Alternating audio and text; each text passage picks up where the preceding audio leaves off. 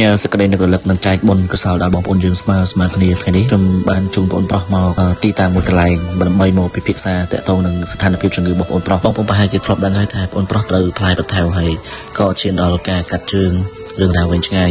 ហើយទល់មកដល់ពេលនេះរយៈពេលយូរដែរហើយដែលបងប្រុសមិនអាចនិយាយចេញតែដោយសារតែមានការអាណិតអាសូរនឹងមើលឃើញពីបងស្រីរបស់ខ្ញុំទៅក្រៅប្រទេសពេលនេះបងស្រីគាត់បានតាក់ទងដល់ clinic មួយកន្លែងដែលពាក់ព័ន្ធជាមួយនឹងមជ្ឈវិទ្យាសាស្ត្រដើម្បី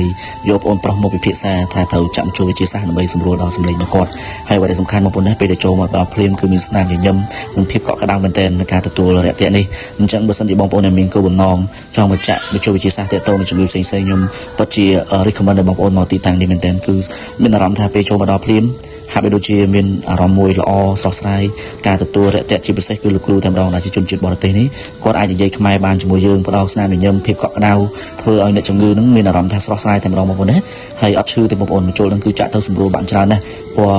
ប្រព័ន្ធប្រសាទសរសៃផ្សេងហ្នឹងហើយអ្វីដែលសំខាន់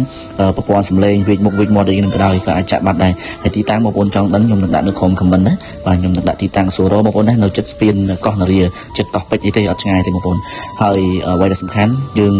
មកថ្ងៃនេះគឺមកចាក់លើកទី1យើងនៅចាក់លើកច្រើនដងទៀតមិនមែនថាមកចាក់ម្ដងនេះហើយទេបងប្អូនណាហើយពេលនេះលោកគ្រូគាត់កំពុងតែ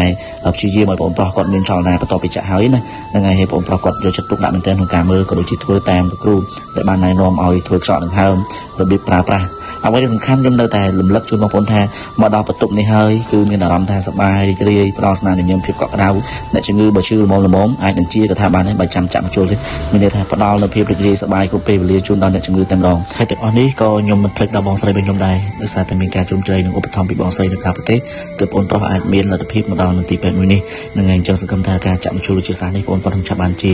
ហើយបងប្អូនដែលចង់បានសេវាកម្មមជ្ឈវិទ្យាសាស្ត្រណាកុំភ្លេចមក clinic ដែលខ្ញុំដាក់ទីតាំងនៅខាងក្រោម comment នេះនៅចិត្តស្ពានកោះនារីបងប្អូនណាហើយចំពោះការធ្វើដំណើរថ្ងៃនេះក៏ជាឧបសគ្គច្រើនបងប្អូនអើយភ្លៀងភ្នំពេញគឺភ្លៀងតាំងពីព្រឹករហូតដល់ម៉ោង4ល្ងាចបានរាំងហ្នឹងហើយទឹកលិចគ្រប់កន្លែងហ្នឹងហើយអញ្ចឹងអរគុណសម្រាប់ការតាមដានទស្សនាវីដេអូនេះជួបគ្នាវីដេអូក្រោយទៀត